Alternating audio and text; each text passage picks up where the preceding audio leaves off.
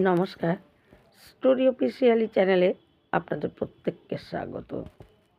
আমরা প্রত্যেকেই বলি, আমাদের একটা মুখের কথা, ভাগ্যে যা আছে তাই হবে, আমার ভাগ্যে এটা নেই। হয়তো কারো সন্তান হচ্ছে না, সে বলে দেয় যে আমার ভাগ্যে সন্তান নেই। কিন্তু একটা কথা আমাদের ভাবতে হবে, ভাগ্যকে পরিবর্তন করা যায়, সেটা একমাত্র কর্মের দ্বারায়। ভাগ্য পরিবর্তন হয় কর্মের দ্বারায়। ভালো কর্ম করলে নিজের ভাগ্যকে পরিবর্তন করা যায়। কিন্তু ভাগ্যে আছে বলে আমি যা ইচ্ছা তাই করে যাচ্ছি, আমার ভাগ্যে নেই তো, লেখা আছে এটা, তা বললে ভাগ্য পরিবর্তন হয় না। তাহলে যেটা আছে সেটাই আমাদের জীবনে ফলবে। কিন্তু ছোট্ট ছোট্ট কতগুলো গুণের দ্বারায় আমাদের ভাগ্যকে পরিবর্তন করা যায়। যেমন আমাদের মানবের ভেতরে ভগবান খারাপ ভালো দুরকমই গুণ, সম্পূর্ণ গুণ দিয়েছে। একটা ভালো গুণ যেমন আমাদের ভিতরে ভগবান না দেওয়া করেনি, আবার সেরকম খারাপ গুণও আছে। ভালো গুণের মধ্যে হলো দয়া এবং অভয় দান করা। কেউ হয়তো ভয় পাচ্ছে, তাকে ভয় থেকে মুক্তি দেওয়া, তাকে অভয় দান করা, বা করুণা, দয়া, ক্ষমা, এগুলো হলো আমাদের মধ্যে ভালো গুণ। খারাপ গুণ হলো মিথ্যা কথা বলা, নিজের স্বার্থকে সিদ্ধি করা, অপরের যা ইচ্ছা হয়ে যাক নিজের লাভটাকে ধরে রাখা, কাউকে ঠকিয়ে নিজের কাউকে ঠকিয়ে দুটা পয়সা নিজের বেশি বৃদ্ধি করা, এগুলোকে আমরা হয়তো ভাবি চালাকি, অথচ এগুলো চালাকি না, এগুলো আমাদের খারাপ গুণের প্রকাশ। আসলে আমাদের ভিতরে ভালো খারাপ দুরকমই গুণ আছে, যে যেটাকে ব্যবহার করে। তাই আমরা যদি দয়া, করুণা, মায়া, নিঃস্বার্থ প্রেম এবং কোনো ক্ষুধার্ত মানুষকে কিছু খাওয়ানো, এই সমস্ত ছোট ছোট গুণগুলোকে যদি আমাদের জীবনে আমরা এগুলোকে ব্যবহার করি, এগুলোকেই আমাদের জীবনে ধারণ করে চলি, তাহলে আমাদের কপালে যেটাই ভাগ্যে যেটাই লেখা থাক না কেন, সেটাকে এই ছোট্ট ছোট্ট কাজের মাধ্যমে তা পরিবর্তন করা যায়। কিন্তু যদি আমরা এই সমস্ত গুণগুলোকে আমরা সহসা ব্যবহার করি না, আমরা এগুলোকে ভেতরেই সুপ্তভাবে রেখে দিই। মিথ্যা কথা বলা, নিজের স্বার্থ সিদ্ধি করা এবং কাউকে ঠকানো, কাউকে কোনো একটা অসহায় ব্যক্তিকে দু পয়সা ঠকিয়ে তার থেকে বেশি নেওয়া, এই জিনিসগুলোকে যদি আমরা করি, তাহলে আমাদের কর্ম কী করে পরিবর্তন হবে? আমাদের ভাগ্য পরিবর্তন করা সম্ভব না। কিন্তু ছোট ছোট কিছু কাজের মাধ্যমে আমাদের ভাগ্য পরিবর্তন করা যায়। আজকে আমি যে কাহিনী বলবো, সেই কাহিনীটি ঠিক এই রকমই। একবার মহামুনি বৈকুণ্ঠে যাওয়ার সময় নারায়ণ নারায়ণ তিনি জপ করতে করতে, গান করতে করতে, বীণা বাজাতে বাজাতে তিনি নিজের ধ্যানে যাচ্ছেন। কিন্তু যেতে যেতে তিনি পথে এক মহিলাকে দেখে। মলিন তার মুখ, উদাস তার চেহারা, চোখ ভরা জলে ছলছল করছে। সমস্ত দুঃখ সেই মহিলাটির মধ্যে আছে বলে তাকে দেখেই বোঝা যাচ্ছে। মহামুনিকে সেই পথ দিয়ে যখন যায়, সেই মহিলা মহামুনিকে দেখে, দেখে মহামুনিকে ডাকতে থাকে, হে মহামুনি বলে আর্তনাদ করতে থাকে। মহামুনি থমকে দাঁড়ায়। সেই মহিলা তার কাছে এসে মহামুনিকে জোড়হাত করে বলে, হে প্রভু, আপনি তো সর্বদা ভগবানের কাছে থাকেন, তাহলে আমার কোল শূন্য কেন? এত দিন ধরে আমার একটাও সন্তান হচ্ছে না কেন? আমার কোল কেন ভরে উঠছে না? আপনি ভগবানকে একটু জিজ্ঞাসা করবেন তো, কেন আমার সন্তান হচ্ছে না? কেন আমার একটাও সন্তান নেই? কোল শূন্য অবস্থায় আমি সন্তানের জন্য ব্যাকুল হয়ে আছি। মহামুনি সেই মহিলাকে দেখে করুণা হয়। মহামুনি বলে, ঠিক আছে মাতা, আমি ভগবানকে জিজ্ঞাসা করব কেন তোমার সন্তান নেই। এই বলে মহামুনি যখন চলে যায়, মহামুনি যখন চলে যাচ্ছে বৈকুণ্ঠে যায়। বৈকুণ্ঠে মহামুনিকে দেখি ভগবান সুন্দর মুচকি হেসে বলে, আসো আসো হে মুনিবর, তুমি আসো, তোমার সব কুশল তো? এই কথা বলা পর মহামুনি তখন বলে, প্রভু, কুশলের কথা আর কি বলবো? এই আস্তে আস্তে পথে এক মহিলার সঙ্গে আমার দেখা হলো। সেই মাতা, তার উদাস চেহারা, চোখ ভরা জল, তার কোলে শূন্য কোল। কিন্তু সে আমাকে জিজ্ঞাসা করতে বলল যে আপনাকে জিজ্ঞাসা করতে বলল যে সেই মহিলার কি কোনো সন্তান হবে না প্রভু? এই কথা যখন ভগবানকে বলে, ভগবান তখন মহামুনিকে বলে যে দেখো মুনি, ওই মহিলার সন্তান যোগী নেই, তুমি ওকে বলে দিও ওর কোনো সন্তান হবে না। মহামুনি এই কথা শুনে প্রচণ্ড দুঃখ পায়, কিন্তু মহামুনির কি করার আছে, সে আবার সেই পথে যায়।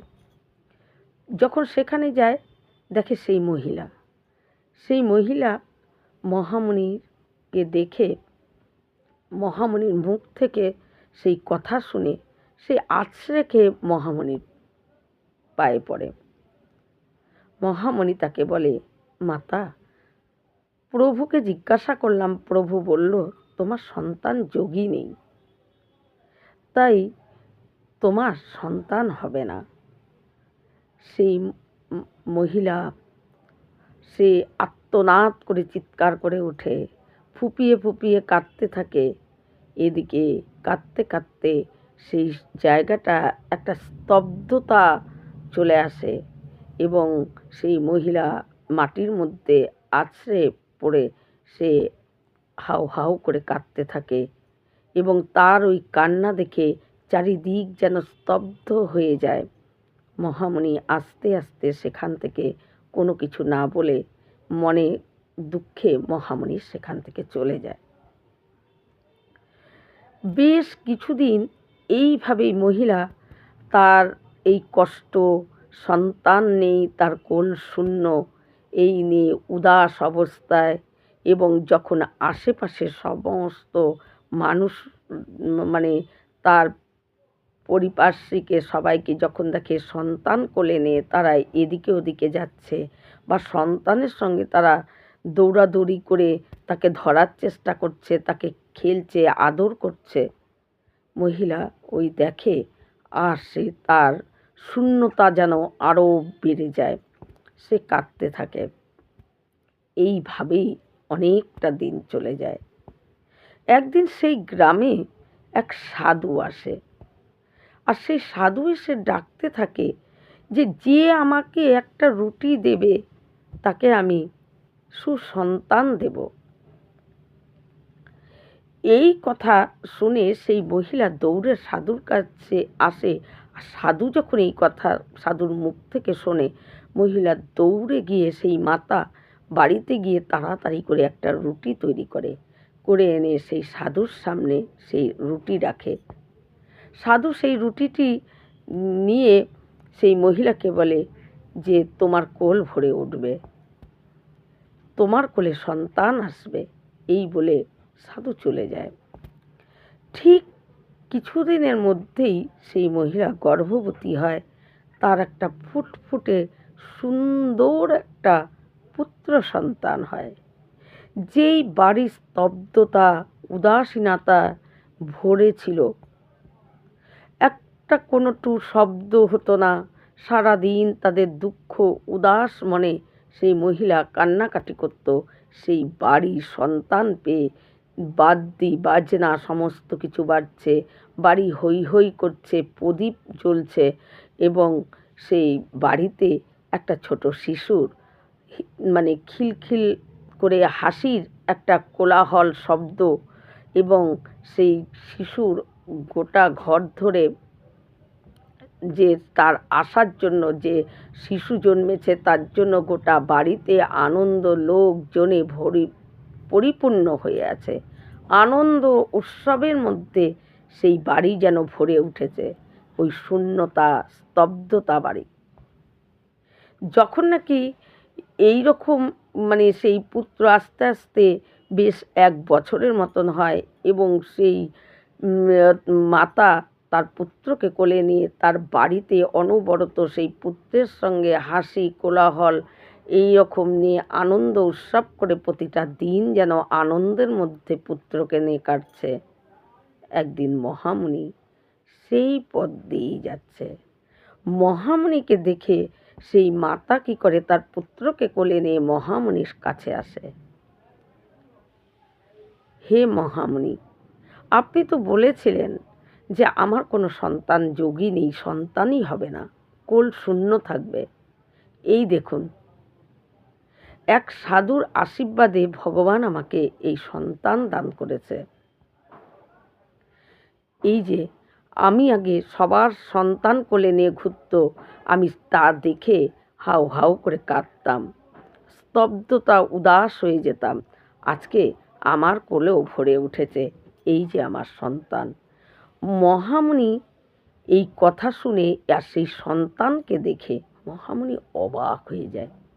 এ কি করে সম্ভব? প্রভু বলল তার কোনো সন্তান যোগ নেই, আর তার সন্তান হয়েছে সাধুর আশীর্বাদে। কি করে সম্ভব? মহামুনি সে আর উল্টো পথে আবার বৈকুণ্ঠে চলে যায়। বৈকুণ্ঠে গিয়ে প্রভুকে বলে, প্রভু আপনি বলেছিলেন সেই মাতার কোনো সন্তান হবে না, তার কোল কোনোদিনই ভরবে না, শূন্যই থাকবে। সেই মাতা তো সুন্দর একটা তার পুত্র সন্তান হয়েছে, আর সেই পুত্র সন্তান আমি নিজে দেখে আসলাম। কি করে সম্ভব প্রভু? তার মানে কি আপনার থেকেও ওই সাধুর শক্তি বেশি? এই কথা যখন বলে ভগবান সেদিন আর মহামুনির কথায় হাসে না। সেদিন ভগবান বরং একটু গম্ভীর হয়ে যায়। গম্ভীর গলায় মহামুনিকে বলে যে আমি খুব অসুস্থ, তুমি আমার একটা ওষুধ এনে দিতে পারবে? মহামুনি বলে, কি ওষুধ? বলে, তুমি মর্ত্যলোকে যাও এবং মানুষের 1 বাটি, এই তোমাকে একটা বাটি দিচ্ছি, মানুষের 1 বাটি রক্ত নিয়ে আসো, আমি খুব অসুস্থ, আমি আর কথা বলতে পারছি না। এই বলে ভগবান চুপ হয়ে যায়। মহামুনি বাটি হাতে নিয়ে এবং মহামুনি আবারও বেরিয়ে পড়ে। এখন কিছু করার নেই, মানবের রক্ত, ভগবান তাহলে সুস্থ হবে। মহামুনি বাটি হাতি নিয়ে চলে যায়। মর্ত্যলোকে এসে সেই গ্রামে যায়। প্রত্যেকটা দাঁড়ে দাঁড়ে সেই গ্রামে তার পরের গ্রামকে গ্রাম ঘুরতে থাকে মহামুনি বাটি হাতে নিয়ে। ভগবান অসুস্থ, 1 বাটি মানবের রক্ত চাই। সবাই তাকে দূর দূর করে উপহাস করে তাড়িয়ে দিচ্ছে। কি, ভগবান অসুস্থ, এখানে কি পাগলামি করার জায়গা? আরে পাগল কোথাকার, দূর দূর করে তাড়িয়ে দিচ্ছে। মহামুনি 1 গ্রাম ছেড়ে আরেক গ্রাম করতে করতে ক্লান্ত হয়ে যায়, 1 ফোঁটাও রক্ত জোগাড় করতে পারে না। মহামুনি যেখানেই রক্ত চেতে যায় তারাই তাকে উপহাস করে তাড়িয়ে দেয় পাগল বলে। যে ভগবান আবার অসুস্থ হয় আর তার জন্য আবার মানুষের রক্ত ভগবানের চাই? আরে এ তো পাগল।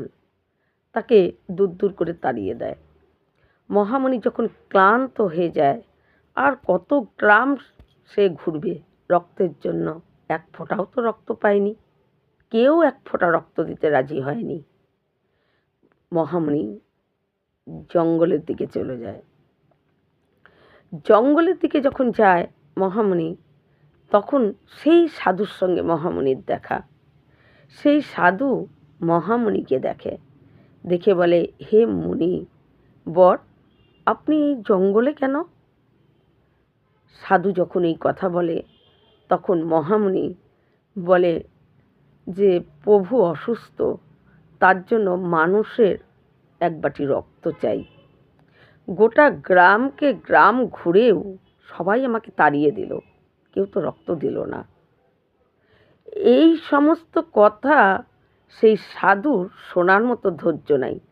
সে সাথে সাথে মহামুনির হাত থেকে একটা ছুরি নিয়ে, মহামুনি একটা ছুরি নিয়েই ঘুরছিল, যদি কেউ রক্ত দিতে চায় তাহলে তাকে বলবে যে এই ছুরি দিয়ে কেটে যাতে রক্ত দেয়। মহামুনির হাত থেকে সেই ছুরিটি নিয়ে নিজের রক্ত ওই বাটি ভর্তি করে দিয়ে মহামুনির হাতে দেয়। মহামুনি এই সাধুর এই রক্ত দেওয়া দেখে মহামুনি কিছুক্ষণ স্তম্ভিত হয়ে যায়, অবাক হয়ে যায় যে সাধু সম্পূর্ণ কোনো কিছু না শুনেই শুধু প্রভু অসুস্থ, এক বাটি রক্ত লাগবে বলতেই কোনো কথা না ভেবে এক বাটি রক্ত তার শরীর থেকে দিয়ে দিল। মহামুনি অবাক হয়েও সেই রক্ত ভরা বাটি নিয়ে বৈকুণ্ঠে আসে। বৈকুণ্ঠে এসে প্রভুর হাতে, ভগবান নারায়ণের হাতে সেই রক্ত ভরা বাটিটা দেয়। ভগবান নারায়ণ বিষ্ণু সেই রক্ত ভরা বাটিটি হাতে নিয়ে মহামুনিকে বলে, এটাই তোমার প্রশ্নের উত্তর। মহামুনি যে ভগবানকে প্রশ্ন করেছিল যে তাহলে কি আপনার থেকেও সেই সাধুর শক্তি বেশি, সেই প্রশ্নের উত্তর কিন্তু ভগবান দেয়নি। এখন বাটিটা হাতে নিয়ে ভগবান বলছে মহামুনিকে যে এটাই তোমার প্রশ্নের উত্তর। মহামুনি অবাক হয়ে যায়, এটা বাটি ভরা রক্ত দিলাম, এটাই আমার প্রশ্নের উত্তর। তখন ভগবান বলে যে বুঝতে পারলে না, তুমি প্রশ্ন করেছিলে যে আপনার থেকেও কি ওই সাধুর শক্তি বেশি, কিন্তু দেখো যে সাধু একটা বার নিজের কথা ভাবেও নি, তুমি রক্তের কথা বলতেই নিজের শরীর থেকে রক্ত দিয়ে দেয়। সে দ্বিতীয়বার চিন্তা করেনি যে ভগবান অসুস্থ কি না অসুস্থ, কেনই বা রক্ত চাচ্ছে আর কেনই বা আমি দেব। সে কোনো কথা না ভেবে সে নিজের শরীর থেকে রক্ত দিয়ে দিয়েছে। তাই যে নাকি নিজের কথা না ভেবে, নিজে কোনো কিছু না শুনে, না একটা বার চিন্তা করেই আমার জন্য রক্ত, শরীরের রক্ত সুদ্ধা দিয়ে দিতে পারে, তাহলে তুমি বলো না মহামুনি যে তার ইচ্ছা কি আমি পূরণ করব না?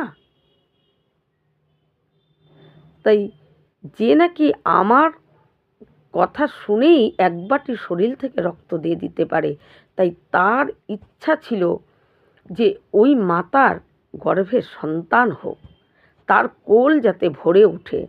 তাই তার এই ইচ্ছা কি আমি পূরণ করব না? তাই তার ইচ্ছা পূরণের জন্যই, তার ইচ্ছা তো আমি পূরণ করবই।